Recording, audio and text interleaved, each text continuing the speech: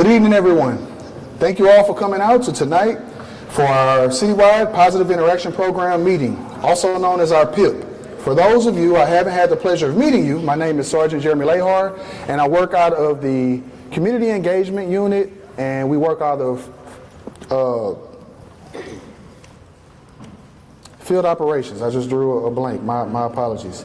It's truly an honor to serve as your host this evening. I also want to start by thanking our partners here at Baker Ripley for allowing us to use this beautiful facility tonight at the Ripley House Campus Gym. PIP meetings are about partnership, communication, and solutions. These meetings allow the Houston Police Department and the community to come together, share information, address concerns, and work together to make our neighborhood stronger and safer. Tonight, we have a great lineup, and we are especially grateful that our Chief of Police is here with us this evening to spend some time speaking directly to the community. Before we get started, we'll begin with the invocation. At this time, I'd like to invite our chaplain, Sergeant Jesus Robles, forward to provide tonight's invocation.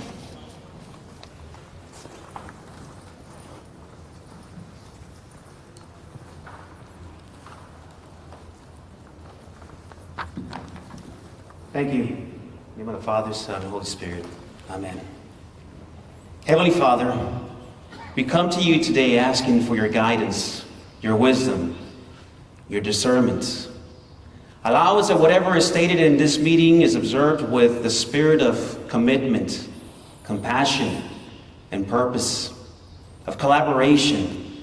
Allow us for this moment to just look at each other and grow those bonds that just connect us, those bonds, those connections that put us together as men and women in uniform, and the community are force multipliers. Lord, allow us this moment to be a moment of grace. Strengthen the bonds inflamed with your Holy Spirit. May it be fruitful, and may this meeting be conformed to your Holy Spirit and your holy will. All this we ask through Christ our Lord. Amen. Amen. Father, Son, Holy Spirit.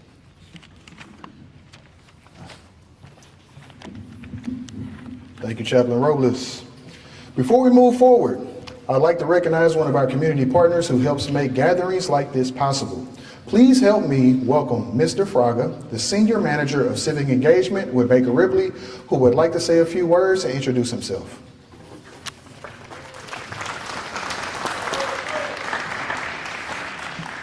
Thank you, Sergeant Lehar. Good evening to everyone. When I started this, on behalf of Baker Ripley, I want to welcome you to the Ripley House. This is a place for a community to come together, and as Sergeant Lehar said, what the PIP is about, right, about communication and collaboration, and in the invocation about building those connections, that's exactly what Baker Ripley, and specifically the Ripley House, is about. So again, we're very glad to partner with HPD. We thank Chief Noe Diaz for this partnership, and we invite you to return. We're always available to serve the community. I'd like to highlight one of our important resources this time of the year, and that is free tax preparation. I have these handouts on the sign-in table, so please avail yourself to them. Please get this word out. There is an income requirement, and that is explained on the flyer, but definitely want to get that out in the community as much as possible. That takes place here at the Ripley House and at other locations. We definitely believe that all communities desire public safety and security. We all want to live in safe and secure places. So again, we're very glad to be the host of this PIP and to continue doing what we can to convene the community and collaborate and work on that communication and connection among us. Thank you very much.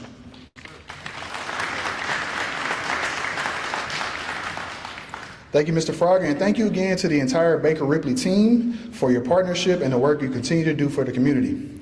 Ladies and gentlemen, tonight we are fortunate to have with us a leader who has placed a strong emphasis on community engagement, transparency, and collaboration.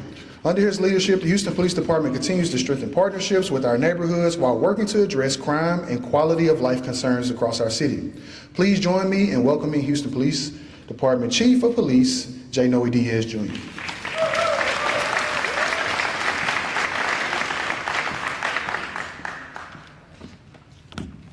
Good evening, everybody. Thank you for having Thank you for having me. It is my distinct honor to be here. It is such an incredible time at the Houston Police Department because of the growth and because of the good things happening.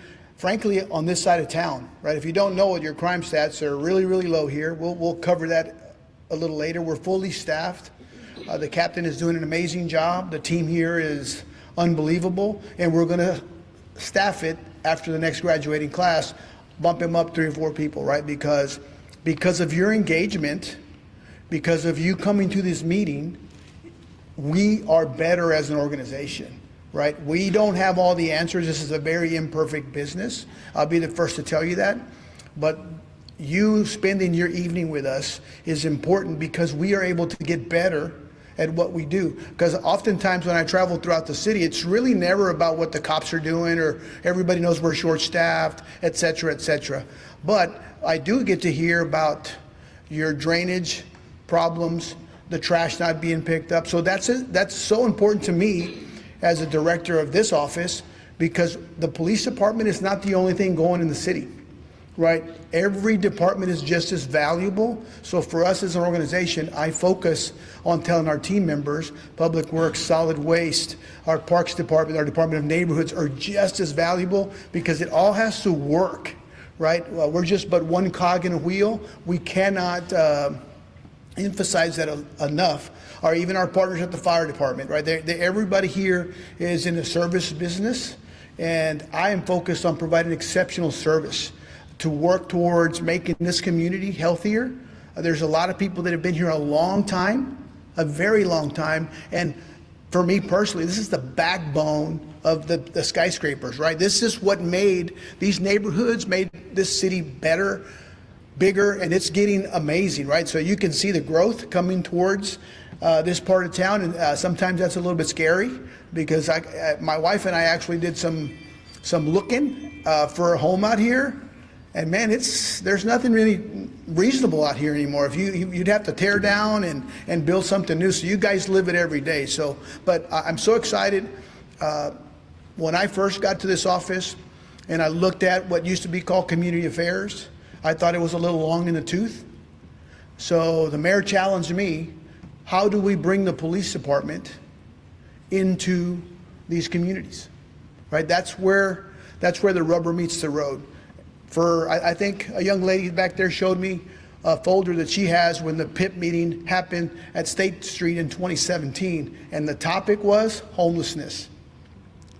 All those almost 10 years later, right? So when we were having the meetings at State Street in downtown Houston, it was always the same people, right? And the challenge for us is to meet everybody in their neighborhoods, because that's how we as an organization are going to get better, move forward. And for us, it's a recruiting tool, right? For us, is you're bringing your community, your children and grandchildren into this department to be stakeholders, because I don't look at you as a taxpayer, right? I look at you as a shareholder. You have equity in these communities. You're invested. Most of your treasure is in your home, right?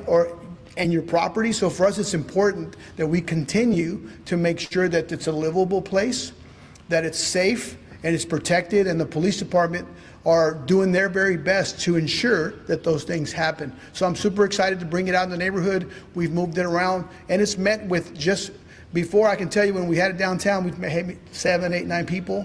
When we went to the west side of town a couple of months ago, I mean, there was a couple hundred people in there, right? And those discussions are important. They're healthy, because I'm not going to have all the answers. No police department is going to have all the answers. Every police department in the country is short-staffed because of the investment that this community has done already and the mayor's commitment to the entire community.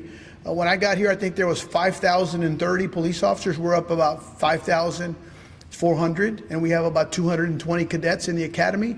And I think there's a couple of guys in camouflage back there. They're in different stages. I want to recognize our servicemen and women, right? They're in different stages of getting hired, but they're from here, right? So that's what I want for this community, to people from here. Our recruiting team isn't flying to Tampa or going to New York to bring people to these jobs, because these are fantastic jobs now, right? The salaries are high, and I want people that live here to raise their families here and work through growing these communities in a positive way. So it's not Mayor Whitmire. Mayor Whitmire's like me, kind of a 70-hour a week, sometimes 80 a week, because the city's enormous, right? We just can't stay siloed in one thing.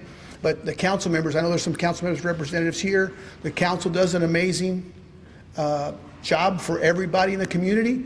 We don't always get along because that's what government does, right? We cannot just be the same over and over and over again. We have to have these hard discussions because they legislate, and whatever they send down to us, we work within that legislative frame. And it's always going to be in a positive way. I want to recognize our community engagement team we're just a little north in the last 4 months of actually doing 400 events, right? So we're not sitting at Travis anymore. It's out in the field. No one knows better than the captain in this district what he needs, what schools need, what a church needs, what a park needs, because he or she is involved intimately in the everyday goings on.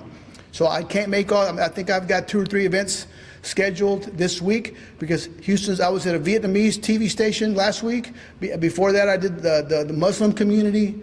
I did the Hindu community. So for me, it's a 7-day-a-week job because people want to hear from what we have going on. And good, bad, or indifferent, we are here to make sure that you always have access, right? Access, immediate access. You don't have to send an email and no one ever responds. For me, it's about closing the loop, right? We have to, you have a concern, we'll address it. We have very capable people here. So I want to thank you. We're going to get started with some of the program because I can keep talking till my voice goes. So, because I'm really passionate about what I do. I'm very passionate about these communities because you guys deserve it, right? It's so important for us as an organization to grow in the community, to be community facing, and you being here shows all the hard work and the care that you have for the community. So thank you from the bottom of my heart. And I always end with it. If someone hasn't told you that they love you this week, and that's a real thing. There's a lot of people suffering with a little bit of no love, no validation. The Houston Police Department loves this community and loves you, right? So thank you. I appreciate it. Thank you. And I'll be available for questions as soon as we get the show going, because I don't want y'all, if y'all haven't had a cookie or a sandwich, please enjoy, because if not, I'll eat all the cookies. Thanks. Help me. One more time for Chief Diaz.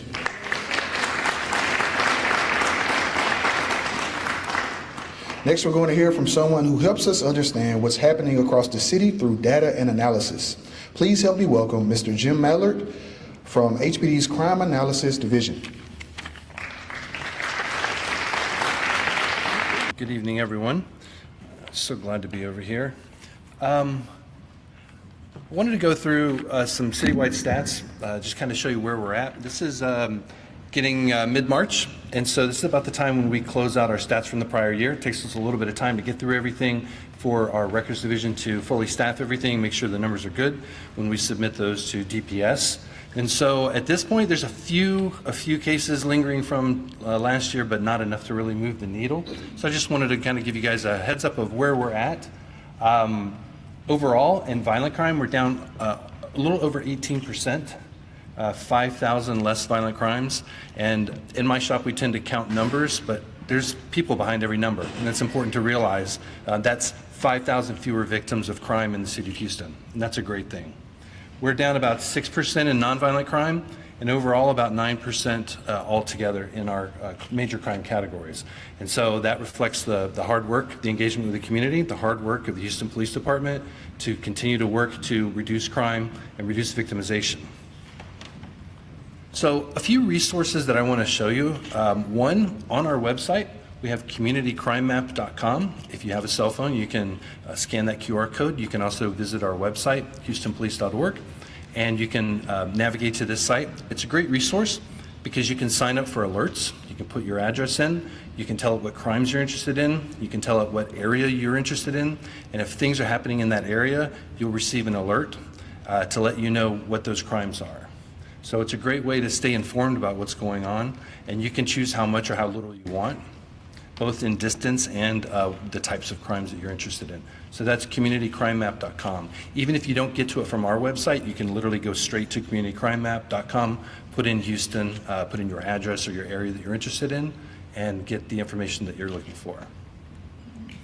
On our website, there's a couple of areas that I wanted to point out to you. One of them is our reports and publications. So those are our recurring reports, our annual reports, compliance reports, things like that. So that's a great place to learn about the police department and the information that we provide to the public in terms of transparency.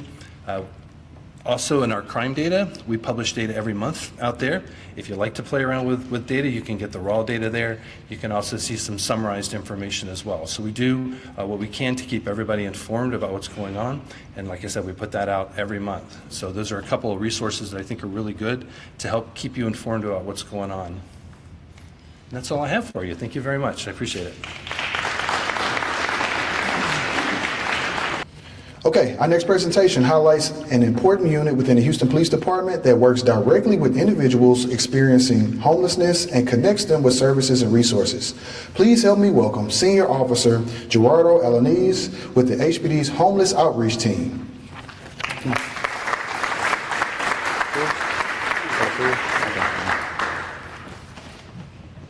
Hello, everyone. Good evening. I'm Officer Alanis. I've been with HPD for 35 years. I'm working out of the Mental Health Division with the Homeless Outreach Team, and I'm here to share with you what we do in the city of Houston. Welcome, everyone.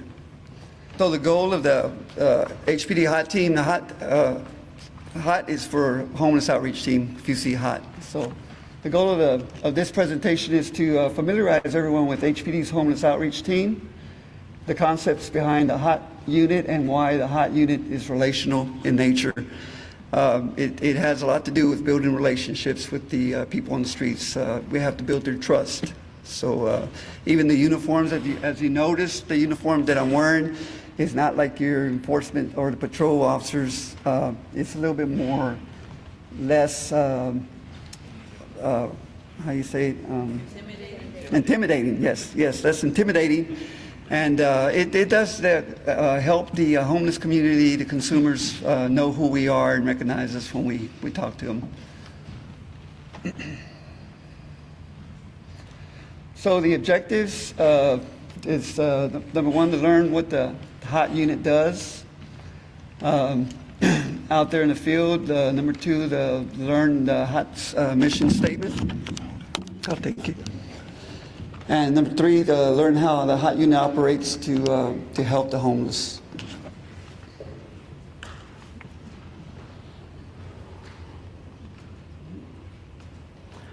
The mission statement is to improve the quality of life of all Houstonians by combining the police and community resources in an effort to reduce the number of people living on the streets. Trying to build a relationship with the homeless people and build trust, and that's the whole goal of the mission statement here. Homeless Outreach Team defined. It's a specialized team of Houston police officers and mental health care coordinators. We engage in street outreach to homeless community.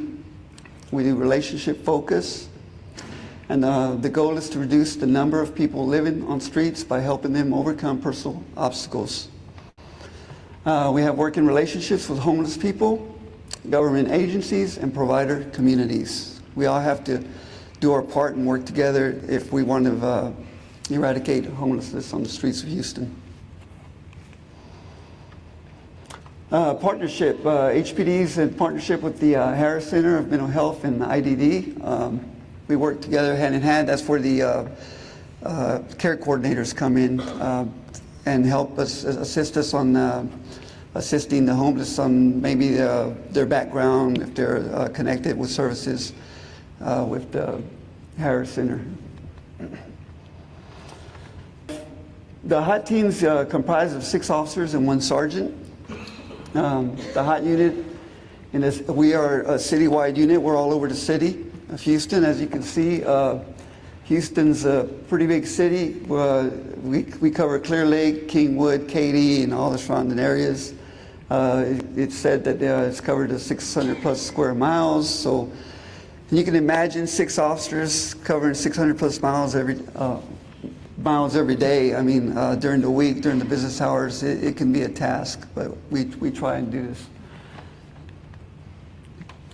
But please keep in mind that tackling the homeless issue in Houston continues to become a high priority for local stakeholders. The HOT unit receives multiple referrals on a daily basis for encampments, panhandlers, and general homeless population issues from officers and citizens from throughout the city. This can be challenging when officers are trying to be proactive in establishing relationships with the homeless people who are dealing with many barriers. So it's not easy because when, say for instance, when I approach a homeless person, I want to get to know them, I want to build a rapport, I want to find out the story. We all have a story. They have a story. What's got them on the streets, the barriers, whether it's job loss, whether it's addiction, mental illness, combination. Everyone has a story. Veterans. So we try to figure out what we're working with, and then we rely on the surrounding partners and resources that we have. Some of the factors causing homelessness. For example, these are examples: lack of affordable housing, poverty, lack of affordable health care, domestic violence. It could be a whole lot of different things, a combination of mental illness, addiction. So these are some of the things that cause people to be homeless on the streets of Houston. What does the Coalition for the Homeless say about Houston? These are some numbers going back. I mean, as you can see, 2020, during COVID, the numbers were pretty high. They were at 3,974. And, you know, now 2022, 23, you're looking at, it went down a little bit, 3,100, 3,200. Last year, 2025 was 3,325. So it's less than what it was in 2020, but we're still working with them. The Homeless Coalition would be happy to take donations. I mean, I'm just saying it's $50 million annually to fund their housing and homeless programs. Just information there. So how do we help? Like I said earlier, we identify the barrier that's keeping them homeless. When I ask questions about their story, what's got them out, what's going on, work with agencies to remove barriers or help homeless. So we just try to figure out what ways we can help them to bridge the gap between the homeless and the available help. So a lot of times they don't have IDs, and because they're homeless, they lose them or they get stolen. We have ways of helping them provide something called a homeless ID to help them get something so that they can have something to show when they go to DPS. The DPS wants to know who this person is, put it with a picture. And if they're working with somebody, then they will refer them to our office. So this is some of that's the old ID from the past, but we have a newer ID system. But hot IDs is what we call them. They're the gateway for services. They do not replace the DPS IDs. This is temporarily, we call it like a temporary stepping stone for them to get the real ID, which is what we hope to get for them. It does not carry the same weight, but one of the criteria is they truly must be homeless for us to help them, and they must be have some kind of case management, whether they're working with the resources, the shelters, Social Security office. I mean, they just have to have somebody helping them and working with them.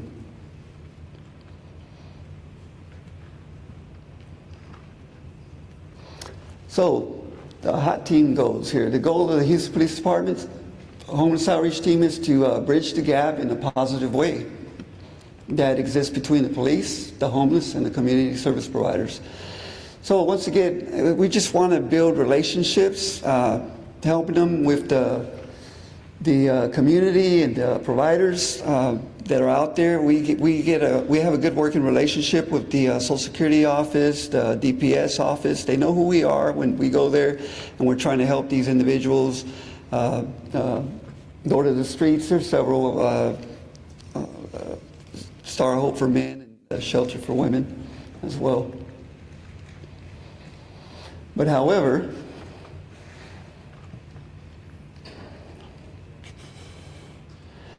city recognizes the need to address the negative civility issues associated with life of homelessness. So, I mean, kind of goes hand in hand when you are camping out and there's trash laying around and we got mass feedings on the weekend. That kind of becomes, you know, people are doing right for the community and helping them, but it also brings trash and the smell and the complaints start coming out. So we have to be able to work with that. So we have to educate them. I make it a point to educate them on the enforcement side of it. We would like to educate them on the city ordinances, what they can and can't do, and then let them know that the enforcement team can come out there and cite them as well. But my goal, my job is to try to get more yeses to yes, I want to get help and getting off the streets and going to a shelter. So our approach is kind of like the sandwich approach. We get referrals to the homeless outreach team. So like I said earlier, we educate them and give verbal warnings. That's one way when we make contact with them. We do have a data system where we can warn them and put them in the warning tracker. That helps the officers on patrol to know who they're dealing with. Sometimes when they have a certain name or maybe an intersection, it helps them know who this person is if they don't want to cooperate with the officers. Sometimes they don't want to open up. And this is a really good tool, but I make it a point to document it really well. And then also, we refer the consumers that don't want services or help with DRT, and DRT enforcement can go there and talk to them, and they can do follow-ups as well, DRT enforcement. What is DRT? DRT is the differential response team, so they pretty much do the enforcement side of it. So what we're doing is trying to get them help and getting them off the streets and the shelters, but what their job would be more like, if you don't want to go and you're still doing the same thing over and over, then they'll either be cited or they'll do their job on the enforcement side. So are we ever going to eradicate homelessness? There's several barriers in the goal of eradicating homelessness. You know, like lack of housing, shelters, other programs. Sometimes they get full. Sometimes they don't have room. Sometimes they get banned. I mean, they have rules in these places that they have to follow. Sometimes they don't want to follow the rules, or even the homeless people. Some individuals are unwilling to accept the resources. They're not ready. Sometimes they're just not ready. But that's why we try to build a rapport with them and try to win them to trust us and to help us, let us help them. Enabling behaviors from the society, just different things that they just don't want. They don't want to be, some people don't want to be around the people. They want to be to themselves, you know, and they have their reasons. How many homeless people has the HOT team helped? This is some stats from 2025. I know I'm not going to read the whole thing to you, but there's some numbers. We get citizen contacts, 8,500 citizen contacts for the year 2025. On views, about 2,400. Follow-ups, 787. There's several things. There's several things that we do, whether it's IDs or meetings, divergence centers, just depending on the person's situation, what they're trying to do, what they're trying to accomplish. So for the officers here, some of the common questions, since we work during the day shift hours between 6 and 4, the resources are not available or open sometimes after business hours. So some of the evening shift, night shift officers will ask, like, what shelters are open? Where can we take people? You have places like the Divergence Center, the Houston Recovery Center downtown, places like that. Other questions, what if someone's stranded on the street with children? You know, those are difficult situations, but they can call us or send us an email through the hpd.hot, or I'll get to that in a minute. So those are some of the questions we get. The coordinators that ride with us, they do have help cards for the homeless with resource information. So depending on their situation, whether they're veterans or women and children, housing, I mean, just it's information available for them. So officers, please contact HOT if we're available whenever you need us during the day. If you need help with a housing assessment, our care coordinators and us are able to help you, assist you with that. We can go and meet you on the spot. We may be able to meet you at the scene and help get the person into a shelter or housing if they voluntarily agree to want to get the help. Sometimes they will say to the people or the enforcement that they want help, want to get off the streets, but when we get there, it's like, no, I changed my mind. Can you come back tomorrow? And sometimes it just, I've had people tell me 2-3 times in a week. So I just try to move on to the next person that's really serious about wanting to get the help. So this is just some of the pictures. During the freeze, there are places like warming centers. This is our HOT team in action. Going out there to talk to the people, give them information, educate them on what's open, resources for warming centers or cooling centers.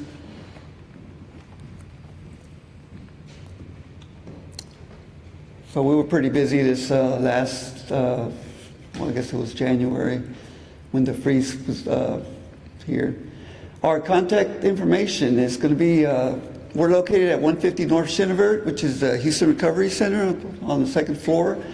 Our office number is 832-394-4200. If you have any requests for the HOT team to come into your area, you can jot down hpd.hot@houstontx.gov. We do a good job of trying to keep up with the referrals that way. And for the HOT officers, they're on the HPD portal. You can go to the MHD and click on it for the mental health division and just click for a HOT referral and fill that out for your officers on the evening shift and night shift.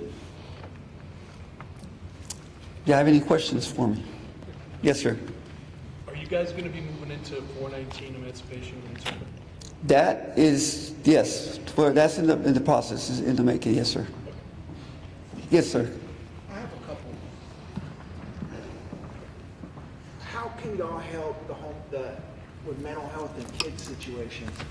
Another one, how do you determine when somebody needs to be picked up and sent somewhere to a hospital, even though they're denying help? And I have another one. When you see the homeless people in the same areas, in the same intersections, when does the stability ordinance take place where they can make them leave? And the last one is, at the end of the day, I understand the homeless people have rights, but at the end of the day, my wife and daughter have rights too, and they ought to feel comfortable going to the stores and not being harassed, or people in the gas stations where they're being harassed. And at what point can somebody step in where the boundary is? I mean, Okay. you know, when somebody's offending them, at what point can we get involved? Well, if they're aggressive, we do have officers that you can call on the non-emergency number. And it takes 25 to 45 minutes on that dispatch line. That's why my community's asking for this homeless outreach phone number to be put now, not in 6 months, not in 5 months. Okay. We need it now, because I was in a situation where a grown man had his pants all the way down to his knees, and I was on the phone with HPD's dispatch for 25 minutes. And I ended up hanging up because, I mean, I had things to do too. But it was a grown man with his pants down to his knees. And I sent several of the people, our council member and other people, pictures of this. And that's not acceptable for my daughter and wife to have to see. Yes. And at what point can we hold HPD a little more accountable? Or not even HPD, their dispatch. Thank you. So on the patrol part, I mean, we can call it and refer to the patrol, and the patrol can refer to us, or you can go through hpd.hot at houstontexas.gov. We are trying to maintain a quick rapport on those referrals that we get now. So we can, I mean, I can't promise you, but we're working on it, sir. Well, I hope you understand my frustration. No, I'm sure it is very frustrating, sir. Yes, sir. Glad that y'all are here. Glad that Chief Diaz is here and representatives from several of the elected officials who have also chosen to attend tonight. To Baker Ripley for having us here tonight. So, Officer Alanis, this isn't necessarily something that you're strung up to answer, but you have been sold to this community, or your unit has been sold to this community to assure our sense of security when 300 cases of hardcore homeless are going to be concentrated in Second Ward. Okay? There have been a lot of expectations set. Okay, one of them being the phone number for the hot group, and thank you for showing that up there. And we will be making sure that residents are utilizing that to communicate directly with yourselves rather than having to go through the whole switchboard thing, which has caused so much frustration here in the community. And 419 is kind of like the focal point, right? But we have several of them here in the Second Ward, East End, Setagast Park, the school, the entire metro line all the way out to Magnolia. There are also all of the other concerns that have gone on with the bus stations out in Magnolia, the expansion of the civility ordinance to cover this whole area. And I'd like to hear a little bit more from you, not necessarily from the prepared slides, but how are you personally preparing for this when it really gets to be serious in May, when 419 opens, when we have these large public events that are going to be coming to our neighborhood? And how are you working with elected officials and the rest of the whole machinery, understanding all of the other priorities that everybody else in the city has and how huge the city has, but these people who have showed up here tonight are at the absolute focal point of the homeless issue. It's not just somebody who comes downtown every once in a while and, oh wow, there's dirty homeless people here and I don't like it and I don't want to come back downtown. We live here. So these are our concerns, and didn't need to go off on too much of a tangent, but thank you for being here. And Yes, sir. Yes, sir.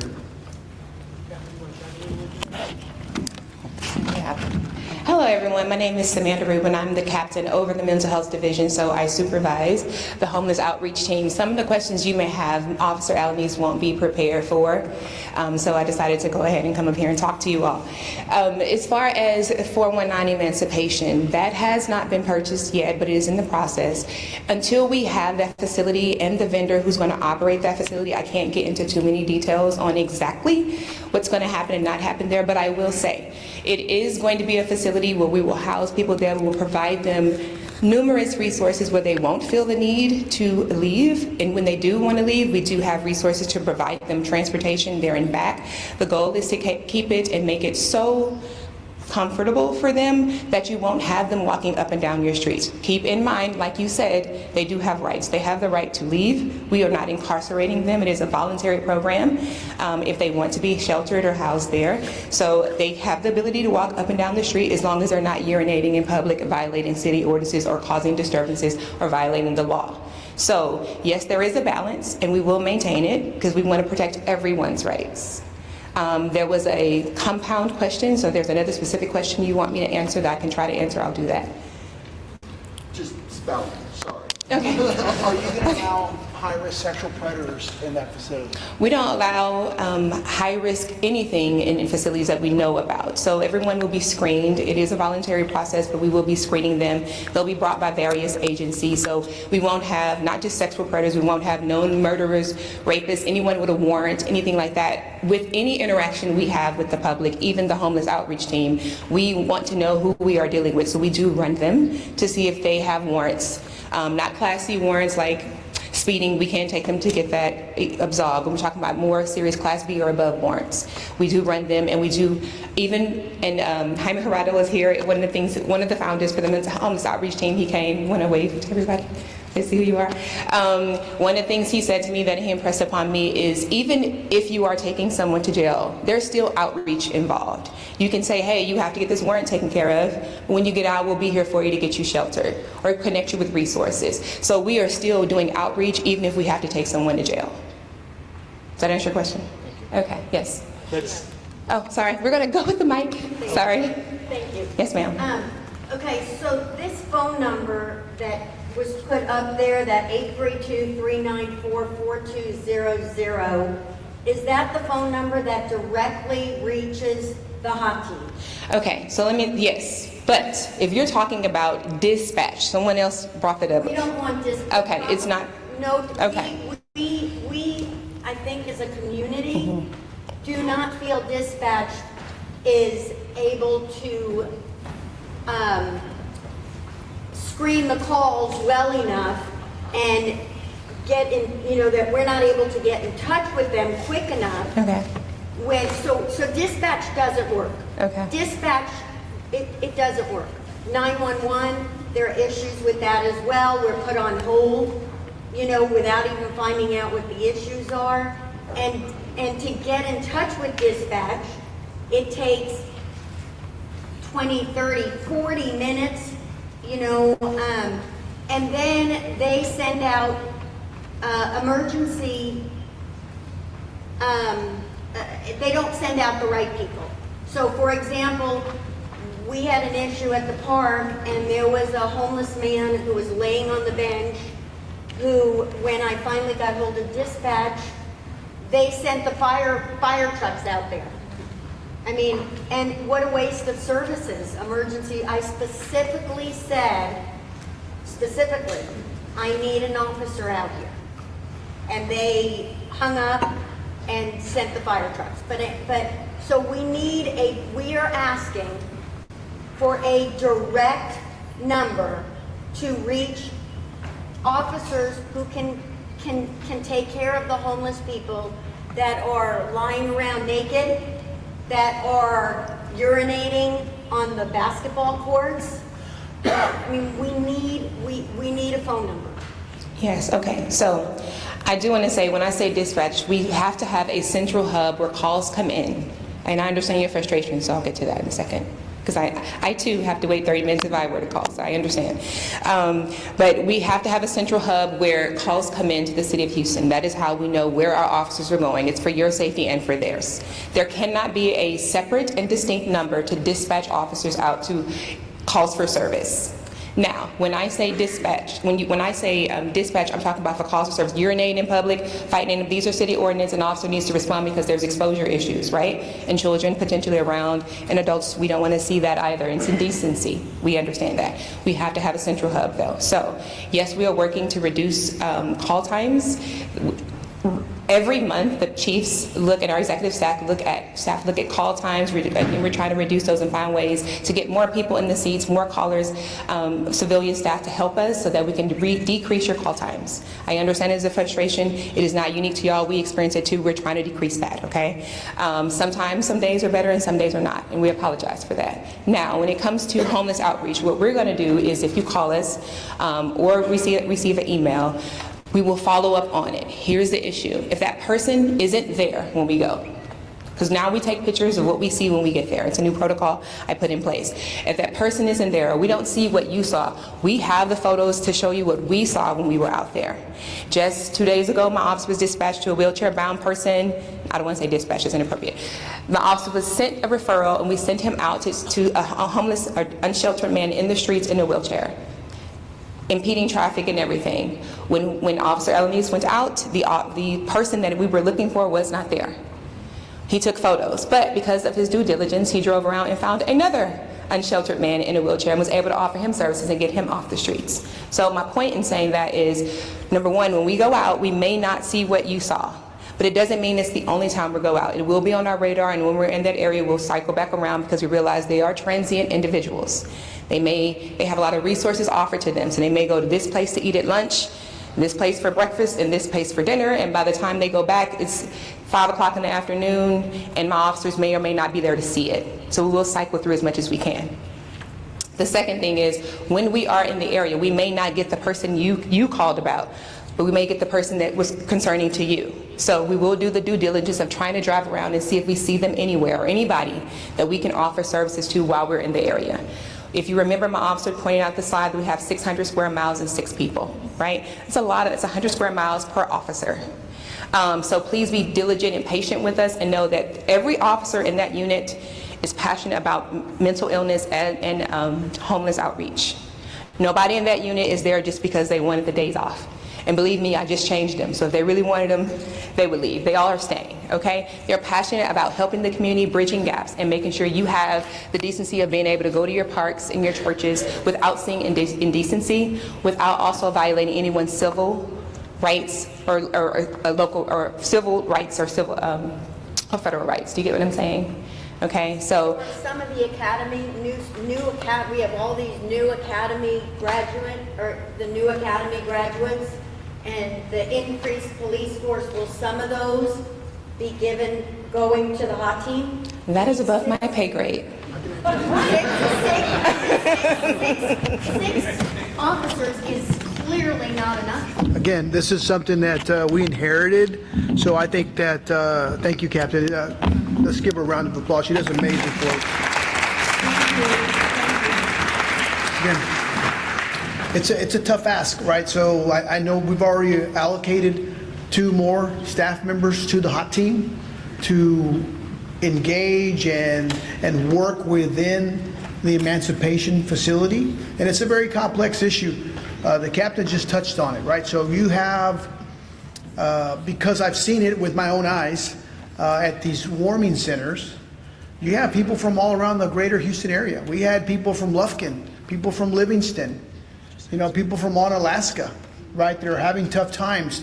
And the reality for us was, just looking at it from my perspective, was that they're just one argument or one relationship away from getting back with their families. So that's what we're trying. I wish we had enough social workers to go in there and visit with each one.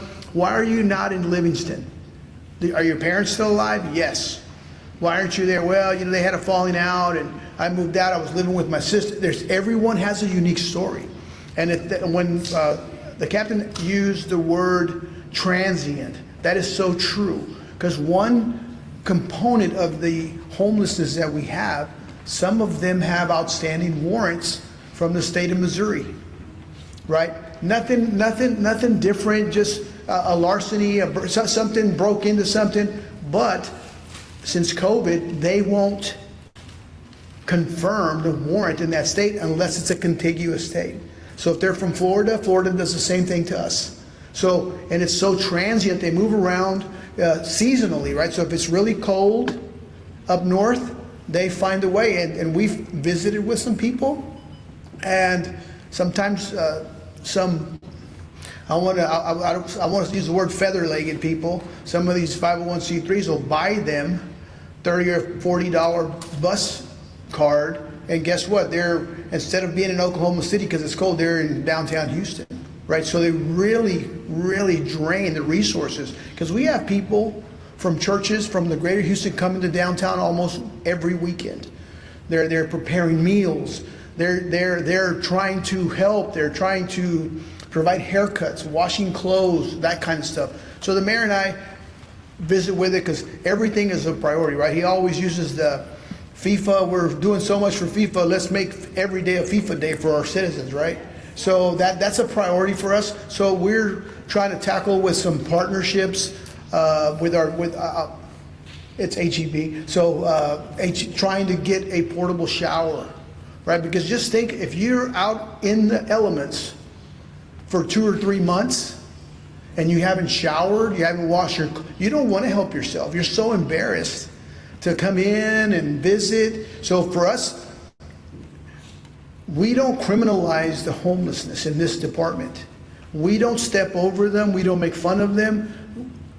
We think they each have a soul, and they do, right? So where we can get better at our job, and the 2 people that we're adding to the staff, isn't going to be enough, but as we grow, there's potential if it's a successful program, right? Because you're absolutely right. I get it. I've had those conversations with a lot of people. It's a big what if, and that's the truth, because I'm a truth teller. It's something that we're going to try. They'll figure out who is going to be the partner, and we'll work through that, because the goal is a success, because that one facility won't be enough. I can tell you right now, because I spent the morning with the Vietnamese community this week, and there's just as many homeless on the west side. No facility, right? Nowhere for them to go. If you go towards the north side of Houston, it's the same thing. And so much resources is spent because we have a program, the sheriff's office has a program. The sheriff's office and the police, everybody has. We're just so fortunate that we live in Houston, right? That people open their wallets, give, because they see that there's a need. I'm telling you, if we have a catastrophe, if we have an event that harms the community, people that don't even like each other help each other. And that's the truth, because we see it, right? We see people come together. We see people that usually will not communicate with one another come out and do the right thing. It's just what we do here in this community. So it's a very big topic for us. We are just a very small, the law enforcement aspect is very, very small in the space, but the HOT team does incredible work. Every 35 years, you have to really want to do it, because it's a job that you don't get a lot of praise from the people that you're trying to serve. Because when I say complex, there's a lot of mental illness, right? A lot of people don't want to help themselves, right? And they're just, they go to the hospital. I work downtown. I live off a curb. I see them every single day. Sometimes I see them come out of the hospital still wearing the mental health facility gowns, right? There's not enough space. There's not enough housing for them. So we're working tirelessly to make sure that we are engaged and understanding. That's why these meetings are so important for us, right? Because if I don't hear it from you, that's your concern, and that's real, right? For me, that's a currency, right? I can take back, visit with my team when I have my 2 or 3 times a week meeting with the mayor about everything, right? Not just the police business, but everything that affects just the way of life, just the livability aspect of being here. And I said earlier, this is a very important community for us. The mayor is very passionate about every part. I'm trying to clone him so he can be at 3 places at once, right? So we're trying to make sure that's why we're here. We'll take your information back. We'll take your notes back. Because last time I think Councilmember Castillo had the same event or similar, you asked the same question, I remember it, right? So we have to get better, right? 911, just so you know, dispatch isn't under the police department, so we have to get better. 311 is an issue too, right? So it's a lot. So we're working towards making it successful. Madam, I'm sorry you're holding your hand a lot. Go for it. Being patient. Okay, that's okay. So what is confusing to me is, what is the function of the constables when it comes to, what's the issue, what's the responsibility of constables? What kind of coordination is there with HPD around addressing this issue? And how is dispatching coordinated with them? It seems like it seems redundant to me, and I don't understand how it works. Well, the constables have been here for a long time, since the 1800s. Well, you understand that. It's politics. But they've been here since the 1800s, and Constable Trevino, she does an amazing job in this community. She is essentially another layer of law enforcement. When things get dispatched out into the community, a lot of their team, they jump a call, and they help us big picture. They help us keep our numbers down, for the nuisance calls, for the barking dog, or it's an integral part. Captain Garcia, and we communicate all the time with them. So it's for us, it's a force multiplier, and she's a very effective leader at that department that's growing slowly, and they're very boots on the ground, and they're here to serve. So I'm sure everybody here has a very cool Precinct 6 magnet on their refrigerator where you can call them directly, right? That's how the constables work. On the homelessness There is, right, because they'll pick up a call if there's, especially when there's someone that's experiencing some sort of mental episode where there's a little bit of violence involved. We check by with each other. They'll roll by. I don't know if they do have something similar. I know the sheriff's office has something similar to our hot team as far as the training, but they check by. We check by with them because we're better together than working in silos, right? So we help them, they help us. It's important that we are constantly pushing that message because they are just as valued here in this community, and they do provide an exceptional service as well. So that's to answer your question about, I don't know if they have their own team, but if they have a call, they routinely, I say jump calls, but they'll take a call when they see things holding. Like right now, I just checked, there's only 6 calls holding here. That's amazing because this is a big area, right? So that is staffing helping, right? That is work being done around the clock. I mean, when the mayor and I got here, there was 5,030 police officers. We're just north of 5,400 right now.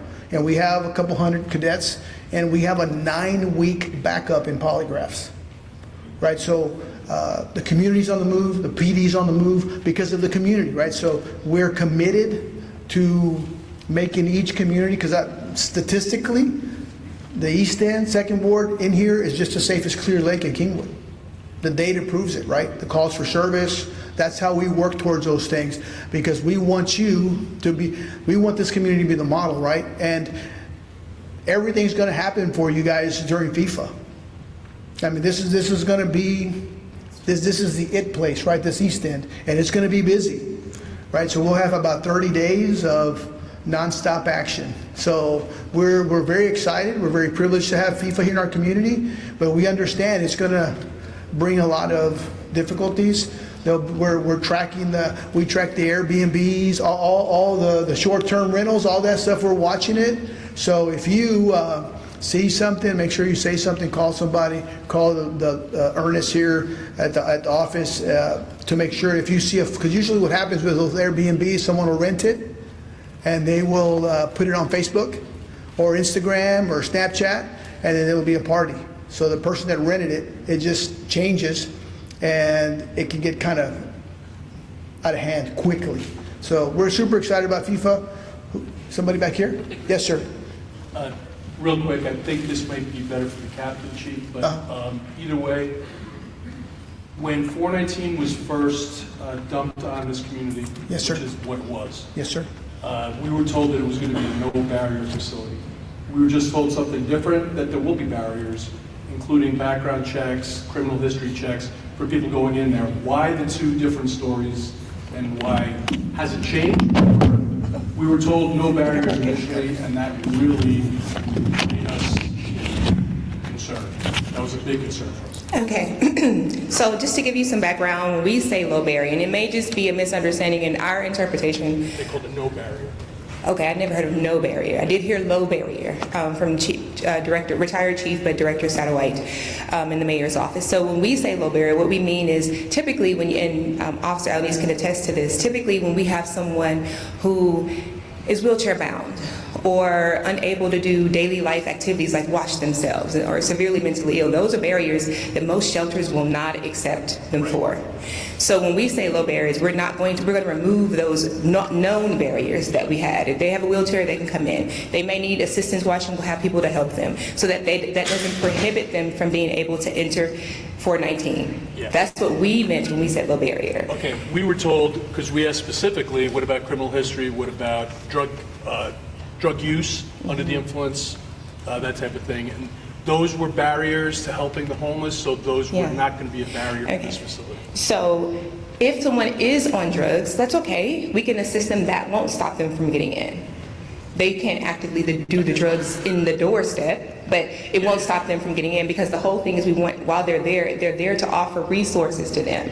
They're there to make sure that they don't continue to be in the state that they're in.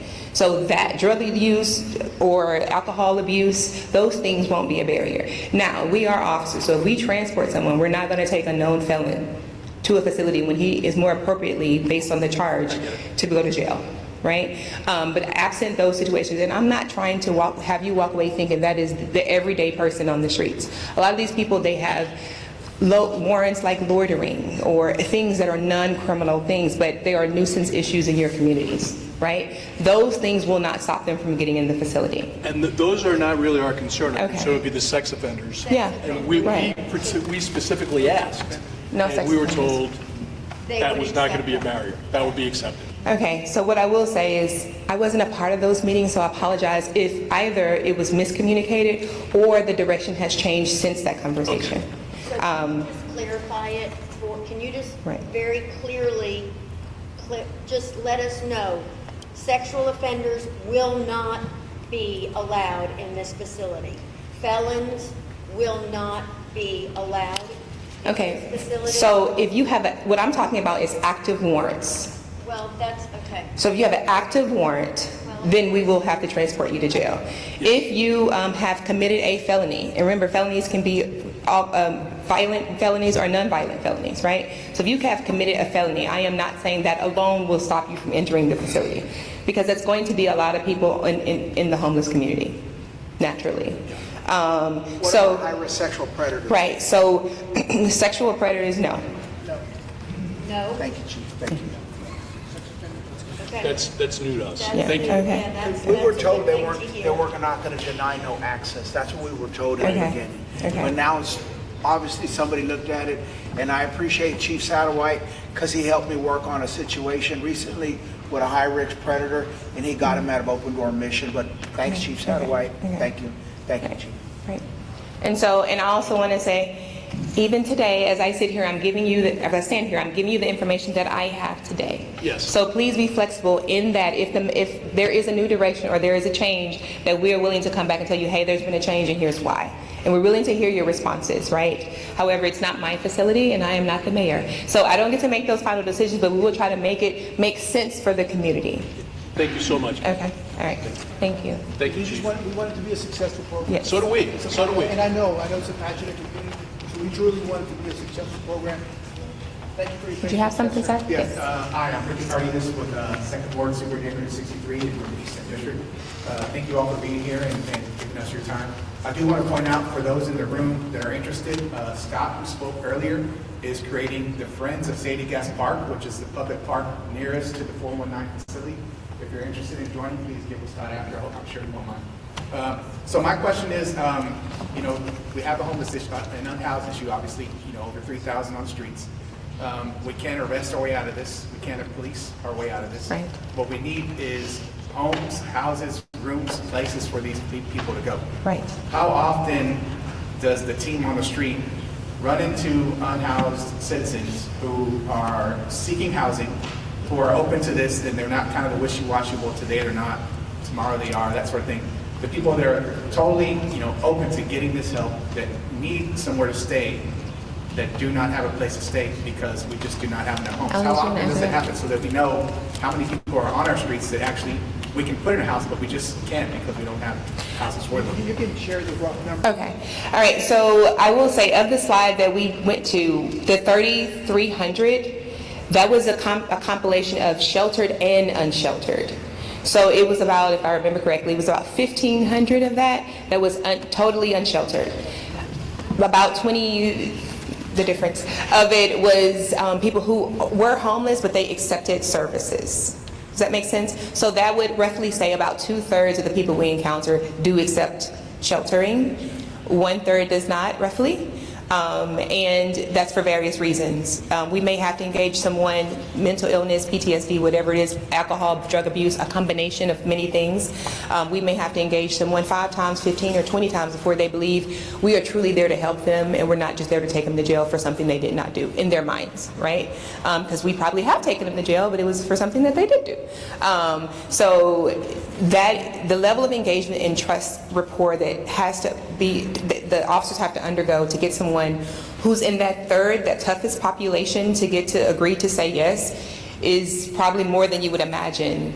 Even if you saw us out, well, I saw the officer go out there 5 times and he's still on the streets because it's a voluntary program and he doesn't trust the officer enough to take the services that are available. Or he's a veteran and he has many resources, but he won't even let us take him to the VA. Do you get what I'm saying? So it is all voluntary. We cannot, as you said, arrest or illegally detain someone to get them to the VA to be like, look, he's a veteran, help him. We can't do that, even though we want to. Because, I mean, who wants a veteran on the streets, right? Or anybody but a veteran. You said there's a third that Roughly. probably are willing. So if you said there's a third that probably maybe are willing to accept the full services of, not just sheltering, but having a home. I would say 2/3 are.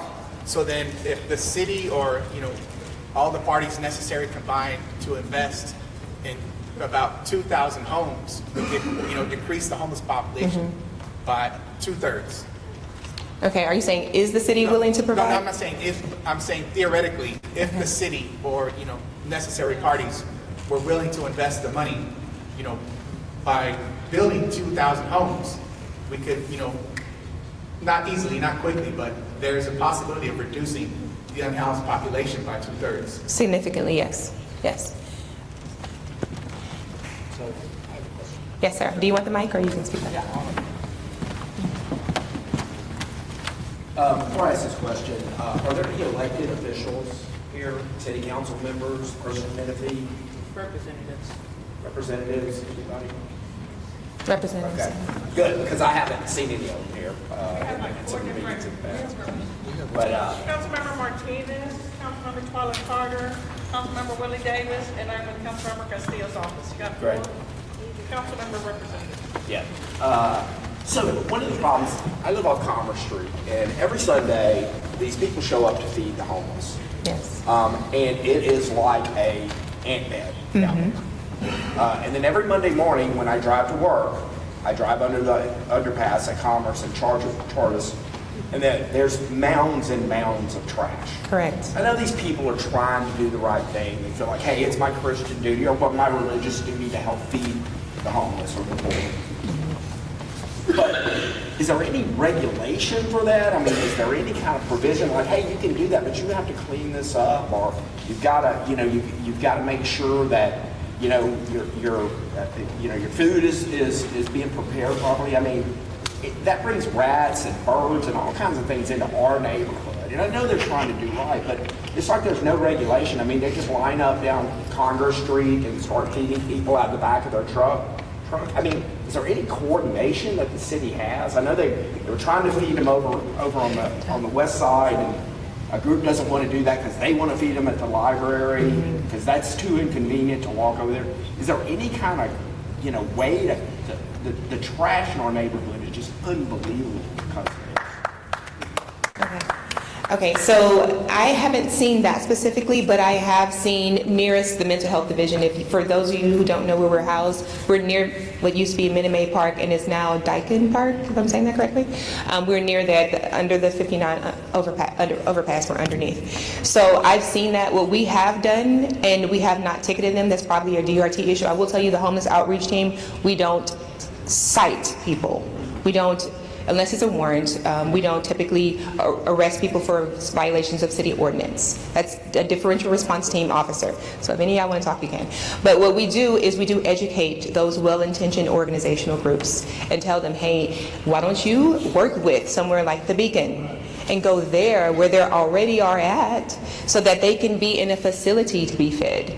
But what we cannot do at this point is make them not show up and serve food.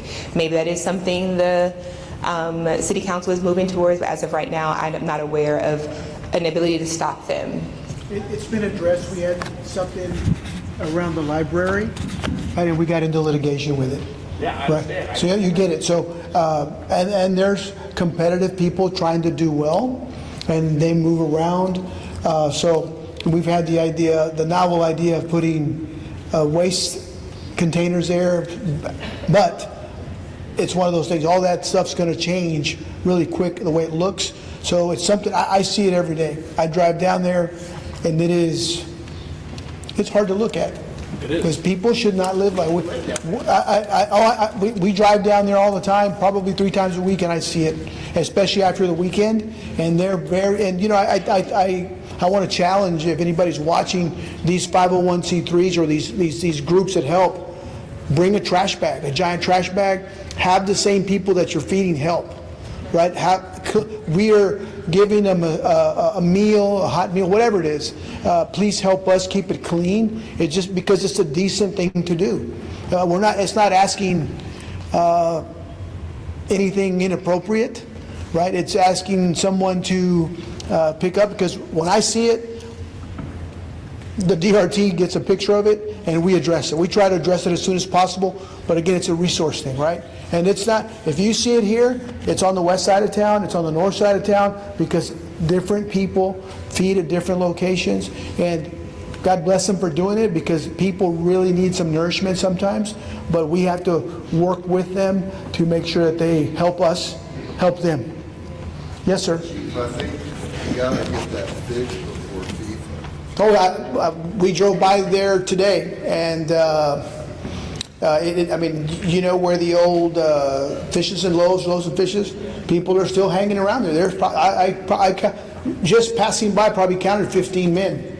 Some of them in wheelchairs, some of them obviously suffering some sort of mental challenge. Well, and Guadalupe Church too. Yes. Jensen, Right. I mean, it's not as bad as right there under the freeway by the federal halfway house. Right. But it's, I think that is. It needs, yeah, it's addressed, yeah. I mean, it's hard to drive by it. I mean, I drove by to come here, and as you come in off of one of the exits, there is 4 or 5 tents up on the hill, just over underneath the freeway. I think it's the Smith Street exit by U of H downtown, and you can see, you don't see it from Smith, but from the overpass, you see the waste of somebody living there for 1 or 2 weeks, because they just throw the garbage down the embankment, right? So it's already on our list. Our DRT team will look at it, because it's unsightly. For me, the trash, because I grew up with very little, and when I travel around the city, and I put a lot of miles on my car in a week, and when I go just to northeast Houston during the day, I go down Wayside, sofas, TVs, trash. I mean, and for me, there's an elementary just over the track there. If I'm 8 and I have to walk to school there, and I see that every day, the adults aren't doing anything, right? Because I guarantee if you have someone dump a sofa on Willcrest, it'll get picked up in 2 minutes. Yes. Or less, right? So for me, it's about equity in what we do, resource, and the Northeast, the East End, right? The Wayside, the other communities are just as deserving. So it's a challenge, but our resources are being spent appropriately, making sure that we are just doing right, or not doubting, but doing more, right? Because we have to do it. It's just part of who we are as police officers, as an organization. That is who we are invested in doing better in the community, because we see it. I mean, I drive around. If it's not that, it's. Remember, I told you that's why I come to these meetings, right? Because I learn so much more about each community. Because every community has their own needs. There's still communities here that don't have sidewalks, and it's 2026. Right, there's issues, and I know the other directors can speak to those directors with how they dump trash, and we've been really tackling. We're posting on social media. If you're dumping something, we have some covert cameras all over the city, and we're hoping to make your acquaintance with some handcuffs, because we're just burning money, right? They dump it. We get a call, we get dispatched to it, or the council member gets dispatched to it.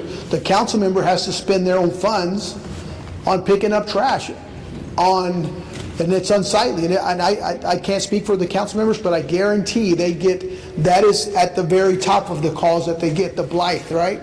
And if there's trash in Councilmember Castillo's area, there's trash in Mary Ann Huff's area. So it's just something that we have to do it as a community, and we've involved the district attorney, because I'm tired of the repeat guys. We had a young man the other day, he got paid to drop a trailer at a home in southwest Houston, a roofing job. So you can imagine how many shingles out of the entire roof got dumped. So what does he do? He takes the exit near Scott Street, there in 3rd Ward. He drives in the first street and he's got a dually, he's got a trailer, and he just dumps it in the street, not in the driveway. He just dumps it in the street. So we're tackling that because it's just something that we have to do because we keep the same things keep happening over and over again. And frankly, we're tired of it. Tired of people driving into these communities and dumping just rubbish. You see it. It just depends on where you go. Toilets, tubs. They get a remodel or they evict somebody from a rental home. Guess what they do? They take everything out of the house and they put it right outside the street. And guess what? Some of the things are trash we don't pick up. Right? They just dump everything out from an eviction. And guess what? Those subdivisions and those neighborhoods that don't have drainage, all that blocks our ditches, right? All that stuff affects flooding. And guess what? We're coming upon the hurricane season pretty quick again, right? So please keep calling us. Please keep asking the hard questions. Stay engaged, stay involved, because we're not going to get any better if we don't hear from you, right? So that's my priority, and I'll end with this, that I want you to keep coming to these meetings, keep the engagement, keep calling, and we will continue to get better with what we do at the police department. And if we can help with anything else, we'll do it, because that's just, we're big, and we have almost 6,000 employees total, right? So we're very focused on making sure that your quality of life is better, because you deserve it. So thank you. I've got one more event to go to. So thank you, and we'll be back. Right? We'll be back. Thank you, Chief Diaz. Thank you, Commander Rubin. As we begin to wrap up tonight's citywide PIP meeting, I want to thank Chief Diaz again, Mr. Fraga, and the Baker Ripley Center, Mr. Miller, Officer Alanis, and the Homeless Outreach Team, and all of you in attendance tonight. Your willingness to stay engaged, ask questions, and participate in conversations like this is what keeps our community strong. Please, on your way out, utilize our resource tables, okay? We have some subject matter experts here that can answer additional questions, and we have some resources that you can take home with you that definitely provide information that's needed, okay? Until next time, thank you and God bless.